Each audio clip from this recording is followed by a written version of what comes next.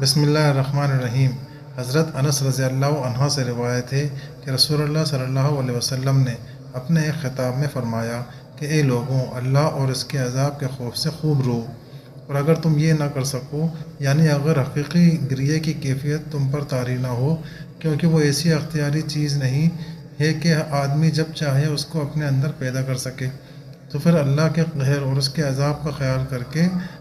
توکل سے رو، اور رونے کی شکل بناؤ، کیونکہ دوزخی دوزخ میں اتنا روئیں گے کہ ان کے چہروں پر ان کے آنسو ایسے بہیں گے کہ گویا وہ بہتی ہوئی نالیاں ہیں، یہاں تک کہ آنسو ختم ہو جائیں گے، اور پھر آنسوؤں کی جگہ خون بہے گا، اور پھر اس خون بہنے سے آنکھوں میں زخم پڑ جائیں گے،